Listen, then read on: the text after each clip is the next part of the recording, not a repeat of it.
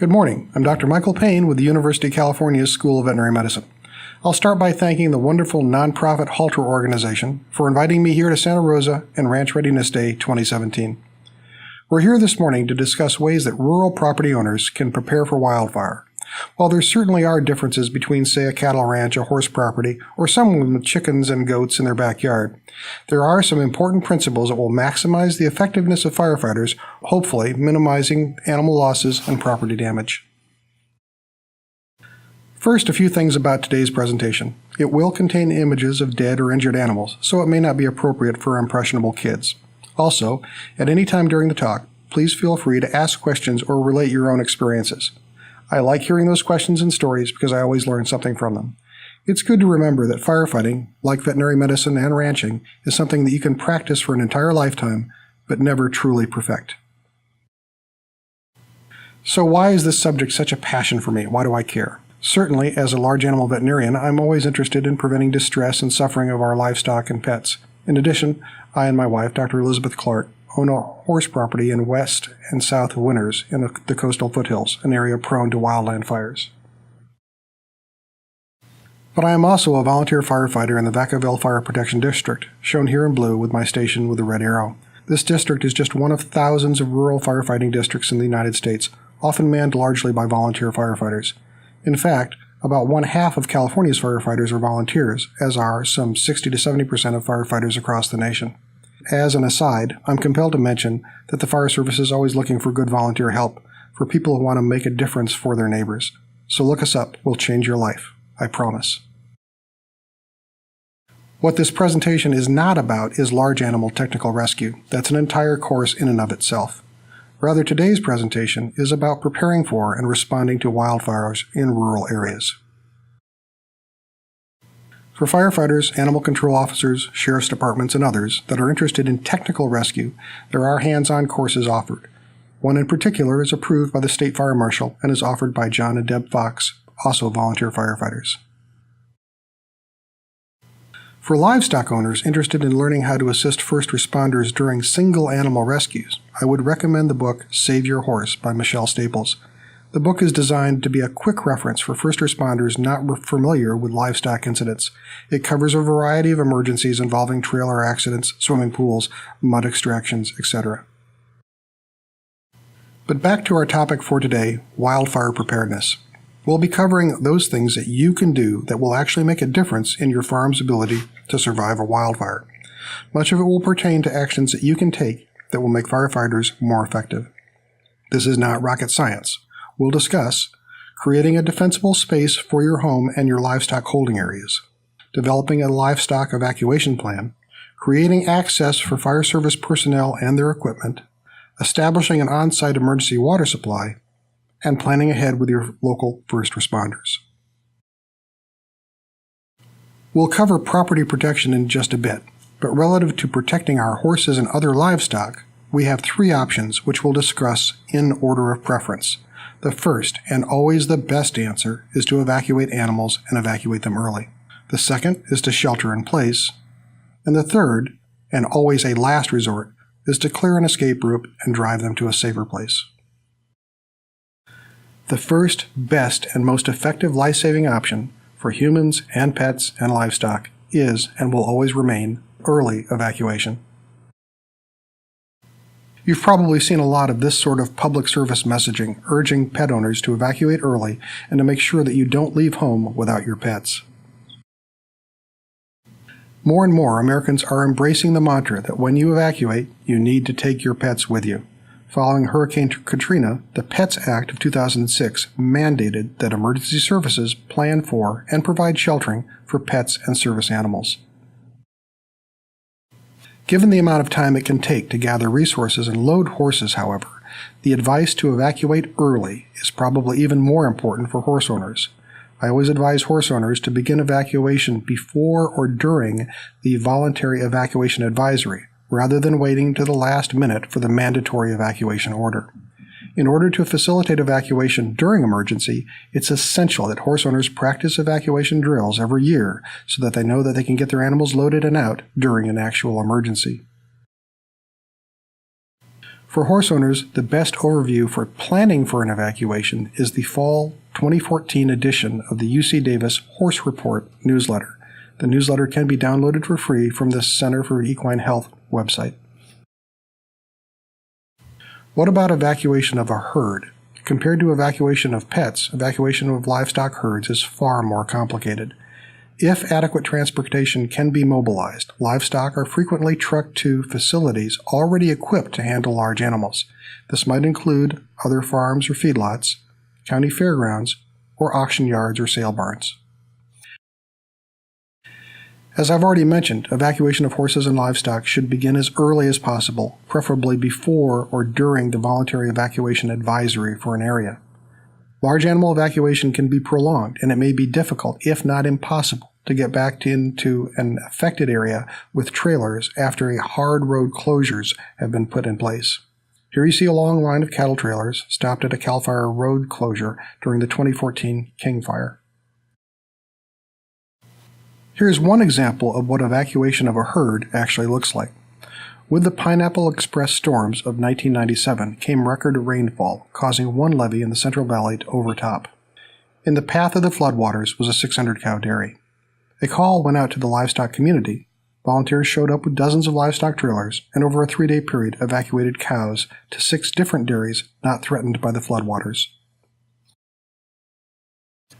Horse owners may also be able to locate trailering and sheltering resources through local horsemen's associations or their nonprofit emergency volunteers. These organizations, in order to be effective, will typically need to be working in concert with local county animal control offices. Option 2. What if, because of lack of transportation resources or simply time, evacuation is not possible? While far from being ideal, there are strategies that will improve the chances that livestock will survive while sheltering in place.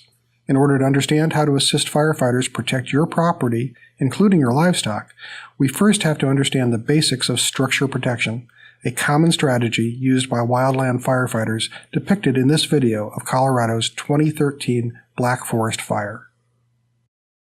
The Black Forest Fire is approaching this house that the strike team has been assigned to protect, and they are in position and ready to go to keep this house from catching on fire.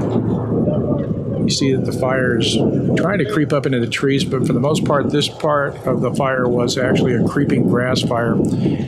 Okay, the firefighter is now managing the fuels here by raking them up so they don't travel into the mulch area. And our crew is trying to do everything they can to manage the property here before the fire arrives. They want to make sure that if there's a gas grill out there, that gas bottle is not out.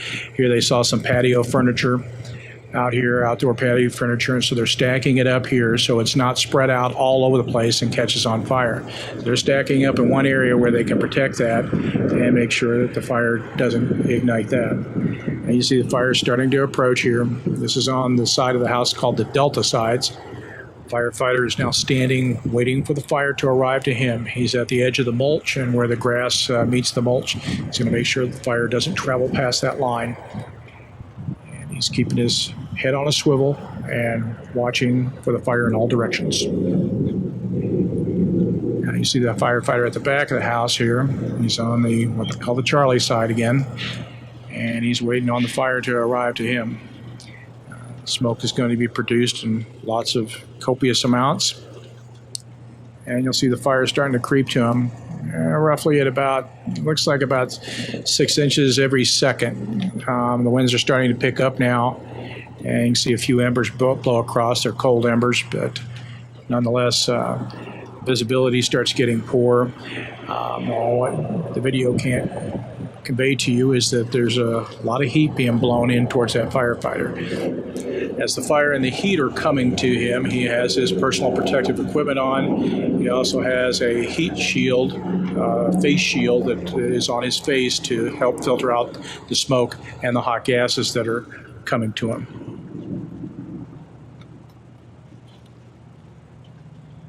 You saving all his resources here. What we're trying to do is allow the fire to burn out all the fuel around the house and let it blow right on by, and then we don't have to worry about that reigniting. So we're saving our water resources for when we really, really do need them.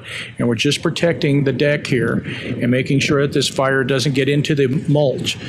Now you see that the fire is trying to travel up the trees, but the homeowner did a good job of trimming those trees back up to about 10 feet so the branches don't catch on fire, the low-hanging branches.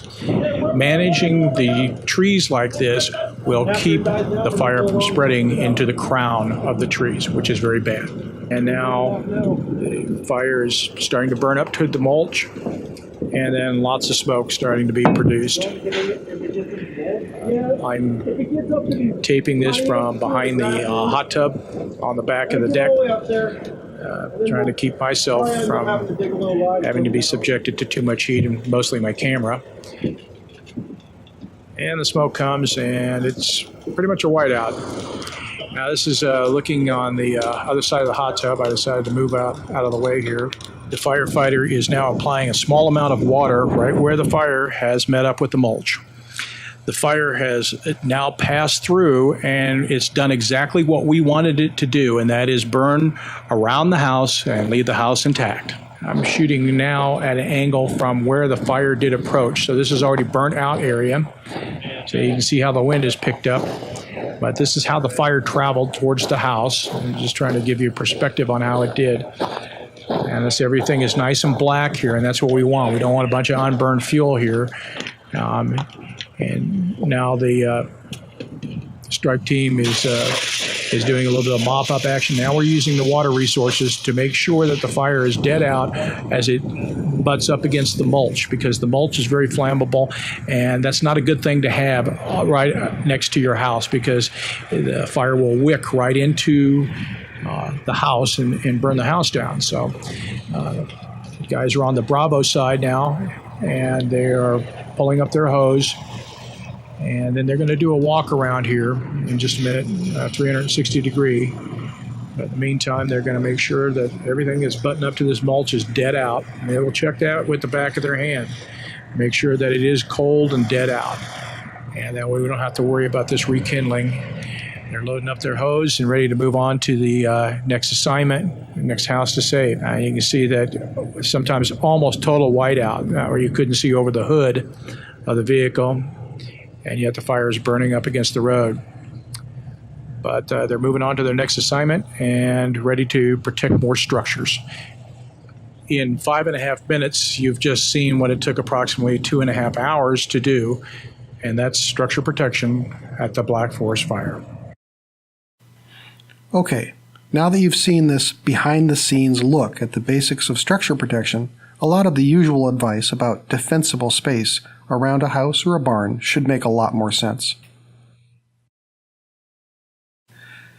Typically, good defensible space includes removal of all flammable vegetation within 30 feet of a structure and a zone of reduced fuel load for an additional 70 feet.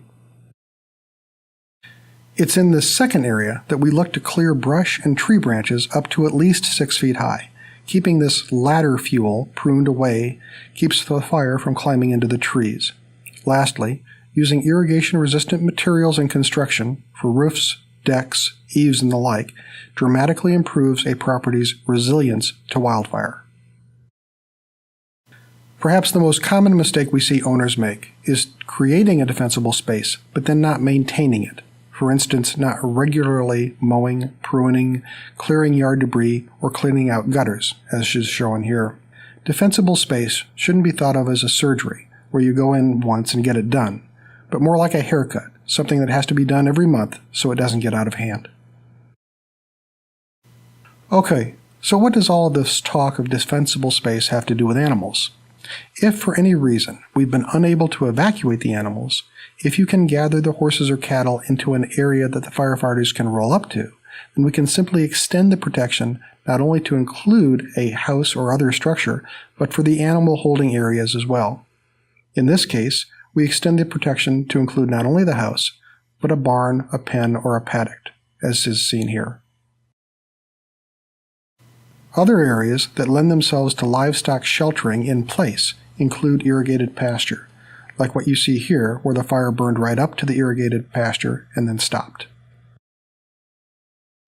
Ponds can be useful also. A dozen or so cattle survived an earlier fire in this area. You can still see the blackened, scorched ground by standing in this pond. If it appears that the fire service doesn't have enough resources to station an engine at the farm, and the advancing fire forces you to evacuate yourself and your family and leave the animals, then selecting which pen or paddock to put them in is important. Under no circumstances do you want to confine them to a barn, which can burn down around them. We would prefer that there be an acre of dirt, sand, or irrigated pasture between the animals and the advancing burnable fuel. Sturdy fencing is important. We don't want frightened horses running through barbed wire. Ideally, there would be no trees in the holding area, or power lines or wooden poles that could come down. Before moving on to more specific recommendations of how you can assist firefighters, we are obligated to discuss preventing barn fires.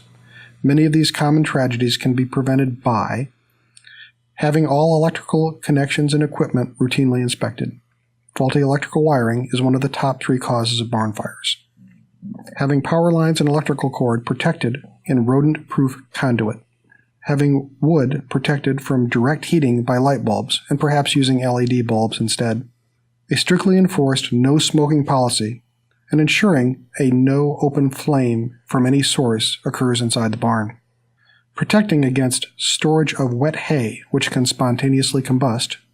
Having fire extinguishers mounted at eye level at all entrances, and having those fire extinguishers regularly inspected and tested. And finally, maintaining defensible space around the barn, just like the house. Knowing what type of equipment the fire service is going to send to your ranch can also help us understand how we can prepare the property so that that equipment can be most effective. Fire service vehicles are typically typed, which is a shorthand way to describe a unit's use and capabilities. Rather than the big $500,000 Type 1 engines, the ones that you see rumbling around town, in rural areas, you may be more likely to see a small Type 7 patrol unit, a Type 6 unit built on a truck chassis, or the workhorse of the wildland firefighting scene, a Type 3 fire engine. So let's take a closer look at this workhorse Type 3 engine. It's most commonly a 4-wheel drive to get up and down steep hills and usually carries a crew of 4. The gross vehicular weight rating, the weight of the engine, all of its equipment, its occupants, and 2 tons of water will probably be somewhere between 25,000 and 35,000 pounds. So here's a pop quiz. Why am I bothering you with this arcane bit of fire engine trivia? Why would this fire engine's weight make any difference to you as a ranch owner? If you want the engine to actually make it to your house or your barn, it would be good if the private bridges that it was going over can actually support its weight. A Type 3 engine can weigh 35,000 pounds, but a city engine, like the one shown in distress here, or a large water tender may weigh as much as 50,000 pounds. For farms with bridges crossing streams or irrigation ditches, it's essential to work with your local fire department to determine what type of equipment might be deployed to your farm. A corollary to this is that if you need to refurbish or replace a private bridge, consider doing it in concrete. There have been recent cases where a resident evacuation was actually impeded or prevented because the bridge was actually on fire. Back to our workhorse Type 3 engine. It has a wheelbase of 185 inches or about 15.5 feet. Again, why is this important? We need to have a road that's wide enough to drive down and get around the curves. The wheelbase, the distance from axle to axle, is one of several measurements that we use to determine how much space we'll need to turn. While we might be able to squeeze through something smaller, we really need roads and gates at least 12 feet wide or 14 feet wide for curves. Turnarounds also need to be available at each structure, which can be a circle with at least 45-foot turning radius or a place for a 3-point turn. Speaking of gates, they should be a minimum of 12 feet wide. If you plan to lock your gate, ensure that your local fire service has been provided with a key or a code. If they are not, and assistance is requested from your address, they will cut the lock or take whatever measures are necessary to gain access. which slows our response and destroys your fancy gate. Fire engines are tall too, so we'll need at least 14 feet of vertical clearance with no obstructions including branches, water pipes, electrical, or communication lines. In order to facilitate a quick response, you'll also want your property access clearly identified, ideally using 4-inch reflective letters and numbers. Given all the variables, including road grade, which is the slope, and curves, in order to make sure that equipment can actually get to your property, the easiest thing to do is to invite your fire district to review your property and maybe even run some drills right there. A Type 3 engine will carry at least 1,000 feet of fire hose. So why is this important? We need to be able to get the engine as close as we can to the house, the barn, the pen, whatever it is we're trying to protect. This means that we want to be at least within 500 feet of the fire. Here you see a classic setup for rural structure protection. We have a Type 3 engine backed up to the structure, positioned away from the structure for a fast getaway if we get threatened with being overrun. We have one attack line on either side of the house, and a third firefighter working in ember spotting with hand tools. Although this would work, for this hypothetical property owner, a more defensible layout would have been having the driveway completely encircling the structure. Lastly, our Type 3 engine will carry at least 500 gallons of water.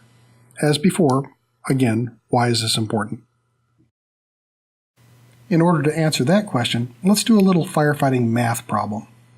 If I'm operating a Type 3 engine, balls to the wall, pedal to the metal, with a 2-stage engine pump running at 225 pounds per square inch, a 1 3/4 inch pre-connected attack line gated down to 110 psi, delivering 120 gallons per minute, a second attack line moving the same amount of water, and a 1-inch booster hose reel line putting out roof embers running at 180 psi and 120 gallons per minute, how long will it be before I run out of water?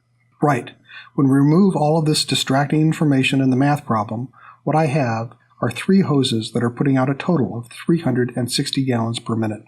So, if I'm operating at full capacity, we'll empty that 500-gallon tank in less than 2 minutes, turning my adorable Type 3 fire engine into a 35,000-pound lawn ornament. This also points out 2 important facts. First, it explains why the firefighters in the Black Forest Fire structure protection video were so concerned about saving water.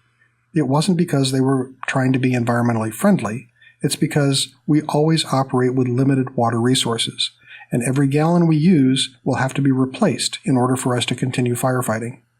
Second, it points out that the easier and the faster we can refill our engine, the more effective we'll be at fighting fires and protecting property. Which brings us to water resources. When you throw a party, you bring your own booze. When we throw a party, we need to bring our own water.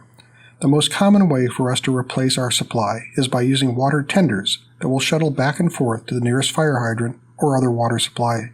These tenders may carry between 1,000 and 4,000 gallons and may weigh as much as 50,000 pounds. What can dramatically improve survivability is if the ranch has its own emergency water supply. This is most commonly done by installation of what's called a dry well. This is a hydrant, which is actually not under pressure, that an engine can attach a hose to and fill up its own tank. Here's what a dry hydrant looks like in real life, with regulation fittings and a pipe extending into the pond below. Other emergency water sources can be underground cistern or above-ground tanks. Like the dry fire hydrant that accesses pond or river water, when these tanks are fitted with standard fire hose connections, we can fill our tanks directly. Lastly, if there is road access close to a pond or a creek or a swimming pool, we can even draft directly out of open water. This, however, takes much longer than using direct connections and isn't nearly as efficient. The fact that consumers may not want to be dependent on fire service resources, which may be limited in big incidents, has spurred the growth of the home wildfire protection market, which has seen an explosion of products ranging from portable pumps, pool pumps, to fire retardants, which can be applied with a garden hose, assuming you still have power to pump your well, or for people with discretionary income, a complete automatic home retardant application system. All of which brings us to the sometimes controversial question of fighting the fire yourself. Is it a good idea? As a general rule, the fire service usually discourages people from fighting big fires for themselves. Animal owners, like the one here, will endanger themselves and thus first responders in order to save their homes or their animals.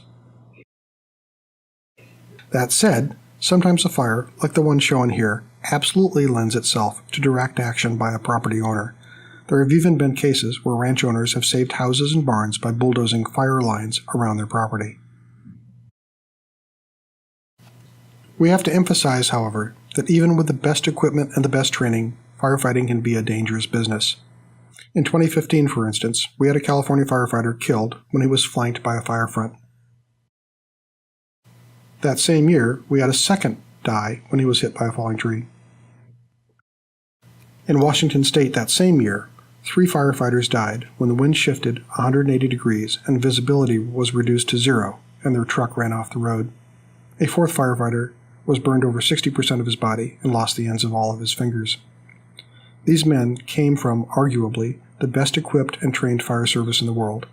They had all manner of professional support, including spotting planes in the air, meteorologists, and radio communications, and a complete incident command system. And still, their wives are still widows, and their children are still orphans. To get a better idea of just how dangerous a really big fire can be, let's take a look at a video taken from inside a crown fire, meaning a fire that is jumping from tree crown to tree crown, which is about as bad as fires get. This video is not time-lapse photography, but is rather in real time, which means that in the space of about 30 seconds, we see that the site that this camera was located in go from an ambient temperature to about 1,600 degrees, hot enough to start softening steel. Even with all their expertise and equipment, even firefighters can be surprised by conditions, as these burned-over engines can testify to.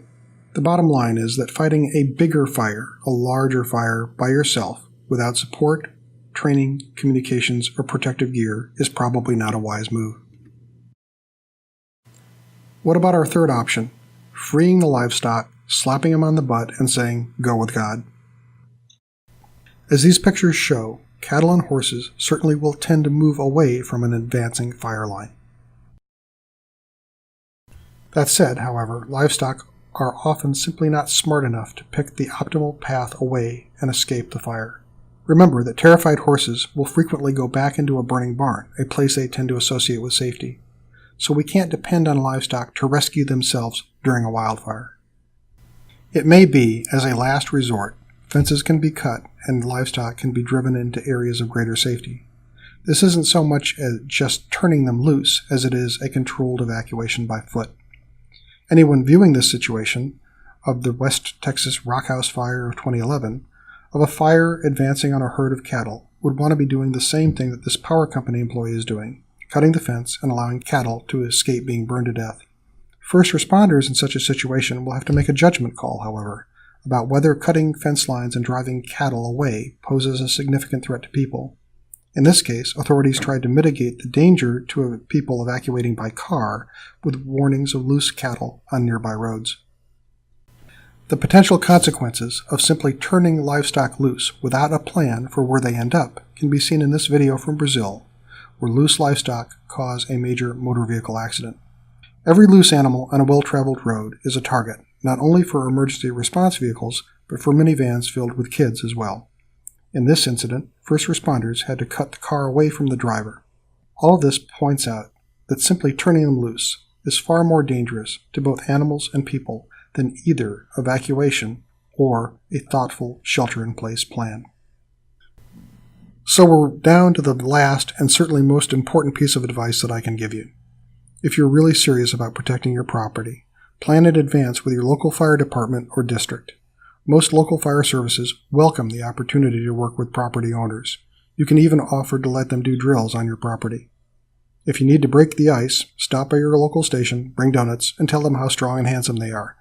Then explain that you'd like to develop a fire protection plan for your property with the goal of making their responses more effective. They will eat it up. That's it for this morning's presentation. Thanks for coming, and I'll be around for the rest of the day if you have specific questions.